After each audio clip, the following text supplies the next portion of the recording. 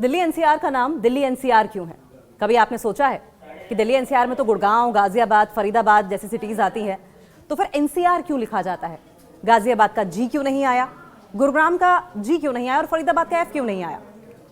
यानी कि किसी शहर के नाम के पहले अक्षर गाजियाबाद का जी, फरीदाबाद का एफ नहीं बना, बल्कि एक प्रशासनिक और भौगोलिक परिभाषा इसकी है। दिल्ली को दिल्ली एनसीआर इसलिए कहा जाता है क्योंकि ये शहर अब सिर्फ अपनी ज्योग्राफिकल बाउंड्रीज यानी भौगोलिक सीमाओं तक सीमित नहीं रहा, बल्कि इसमें आसपास के पड़ोसी राज्यों के कई शहर भी शामिल हो गए हैं। और एनसीआर का फिर पूरा फुल फॉर्म क्या हुआ, पूरा नाम क्या हुआ? एनसीआर का मतलब हुआ नेशनल कैपिटल रीजन, यानी कि राष्ट्रीय राजधानी क्षेत्र। यहां इसके पीछे का असली लॉजिक और पूरी कहानी क्या है, यह भी आपको बताते हैं। एनसीआर का फुल फॉर्म आपको बता दिया। एनसीआर का फुल फॉर्म हुआ नेशनल कैपिटल रीजन, जिसे हिंदी में राष्ट्रीय राजधानी क्षेत्र कहते हैं। इसमें नेशनल कैपिटल का मतलब हुआ भारत की राजधानी, यानी कि नई दिल्ली। रीजन का मतलब हुआ वो इलाका या क्षेत्र जो राजधानी के चारों तरफ फैला हुआ है। एनसीआर बनाने के पीछे का असली लॉजिक दिल्ली में बढ़ती आबादी और भीड़भाड़ को कम करने के लिए 1962 के मास्टर प्लान में यह सुझाव दिया गया कि दिल्ली के आसपास के शहरों को भी एक साथ डेवलप किया जाए। और इसका मेन मोटिव क्या था? इसका मुख्य उद्देश्य यह था कि दिल्ली पर जो जनसंख्या का दबाव है उसे कम किया जाए। दिल्ली पर बढ़ते पॉपुलेशन के बोझ को आसपास के शहरों जैसे कि गुड़गांव हुआ, नोएडा हुआ, इसमें बांट दिया जाए। लेकिन शर्त यह थी कि एक जैसा विकास किया जाएगा ताकि दिल्ली के साथ साथ गाजियाबाद, फरीदाबाद और मेरठ जैसे शहरों में भी बिजली, पानी, सड़क और मेट्रो जैसी सुविधाएं एक ही जैसी हों।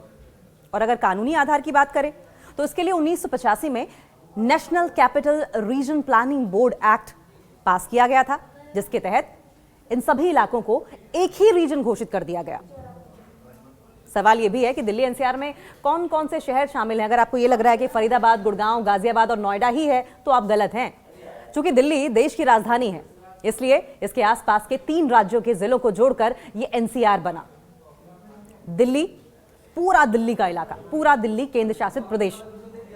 हरियाणा में गुड़गांव, जो अब गुरुग्राम के नाम से जाना जाता है, फरीदाबाद का इलाका, इसमें सोनीपत भी आता है, पानीपत भी आता है और रोहतक जैसे 14 जिले आते हैं। उत्तर प्रदेश से कौन कौन से जिले हैं एनसीआर में? नोएडा, गाजियाबाद, मेरठ, बागपत, हापुड़ जैसे 8 जिले हैं।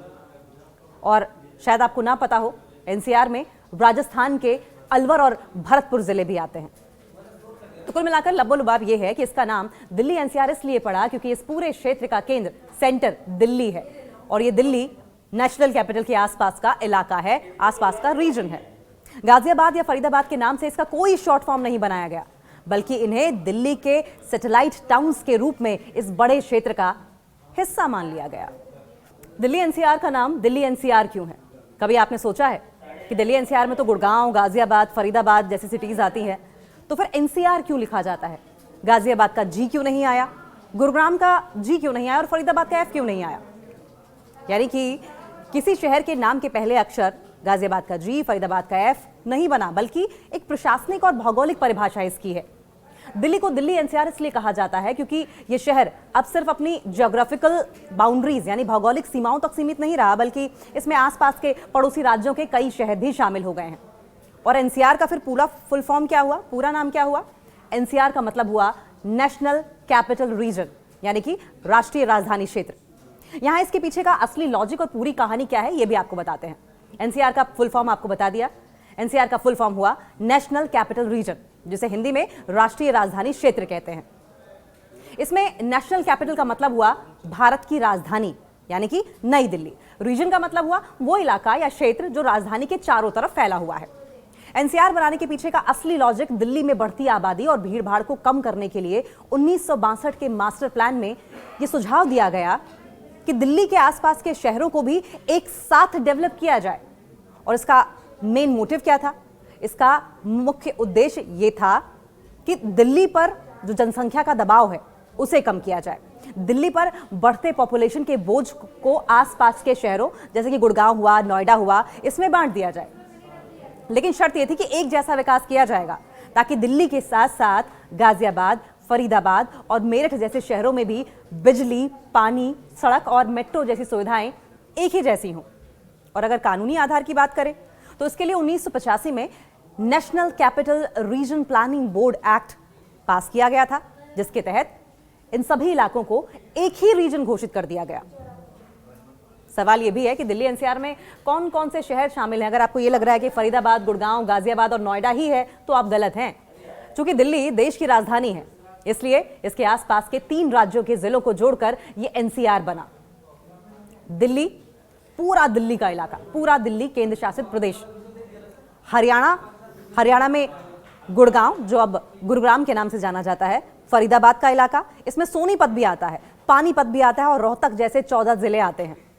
उत्तर प्रदेश से कौन कौन से जिले हैं एनसीआर में? नोएडा, गाजियाबाद, मेरठ, बागपत, हापुड़ जैसे 8 जिले हैं। और शायद आपको ना पता हो, एनसीआर में राजस्थान के अलवर और भरतपुर जिले भी आते हैं। तो कुल मिलाकर लब्बो-लुबाब यह है कि इसका नाम दिल्ली एनसीआर इसलिए पड़ा क्योंकि इस पूरे क्षेत्र का केंद्र, सेंटर दिल्ली है, और ये दिल्ली नेशनल कैपिटल के आसपास का इलाका है, आसपास का रीजन है। गाजियाबाद या फरीदाबाद के नाम से इसका कोई शॉर्ट फॉर्म नहीं बनाया गया, बल्कि इन्हें दिल्ली के सैटेलाइट टाउन्स के रूप में इस बड़े क्षेत्र का हिस्सा मान लिया गया।